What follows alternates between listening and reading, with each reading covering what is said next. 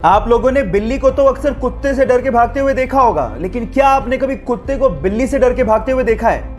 हुआ कुछ यूं कि कैलिफोर्निया में जेरेमी नाम का एक बच्चा अपने घर के बाहर साइकिल पर खेल रहा था।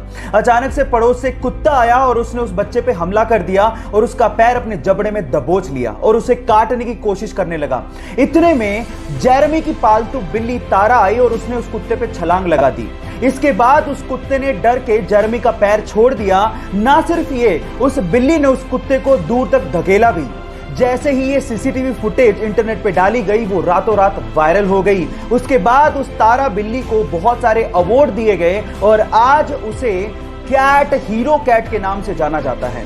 गाइस, यहाँ सीखने लायक बात यह है कि आप बाहर से चाहे कुछ भी हो, अंदर से आप अपने आप को कैसा मानते हो, मायने सिर्फ उसी बात के ही हैं। धर्मेश सर, जमीन से उठकर आसमान तक को छूने की कहानी है इस बंदे की। बचपन से ही डांस के लिए दीवानगी थी। पापा की चाय की स्टॉल थी, इतना पैसा अफोर्ड नहीं कर सकते थे, फिर भी उसकी दीवानगी को देखते हुए उसे डांस एकेडमी ज्वाइन करवाई। 10 किलोमीटर उसे साइकिल पर छोड़ने जाते और उसे लेने भी जाते। इस बंदे ने भी पापा की पूरी हेल्प की, चाय के स्टॉल पे काम किया, चपरासी की तरह भी एक जगह काम किया, लेकिन डांस के अपने पैशन को कंप्लीटली फॉलो करते रहा। एक दिन किस्मत बदली और डांस इंडिया डांस के ऑडिशन में छा गया। उस ऑडिशन को आज भी 30 मिलियन से ज्यादा व्यूज यूट्यूब पर आ चुके हैं। उसके बाद उसने पीछे मुड़ के कभी नहीं देखा।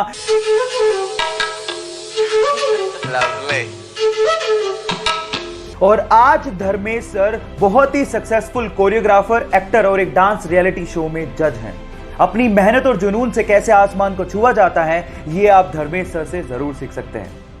हम जिंदगी में बहुत बार हार जाते हैं, गिर जाते हैं और कभी कभार तो हम लोग उठने की कोशिश भी नहीं करते। और जब वक्त निकलता है तो हम सोचते हैं कि काश एक बार और मैंने कोशिश कर ली होती। इस केस में क्या करें, मैं आपको बताता हूँ। ऊपर एक वीडियो चल रहा है। 3 साल का एक छोटा सा बच्चा है जो कि एक स्केटर है और उसके मन में कोई डर का, गिरने का भाव ही नहीं है। वो सिर्फ एक ही बात सोच रहा है, मैं स्केटिंग करते हुए गिरूंगा, फिर से उठूंगा और फिर से कोशिश करूंगा, क्योंकि मुझे इस काम में मजा आता है। तो बच्चे बन जाओ, गिरने से डरो मत, फिर से उठो, क्योंकि जिंदगी इसी का नाम है। गाइस, क्या आपको पता है कि फिनलैंड में एक 16 साल की टीनेज लड़की जिसका नाम है ईवा मोर्टन, उसे एक दिन के लिए फिनलैंड का प्राइम मिनिस्टर बना दिया गया।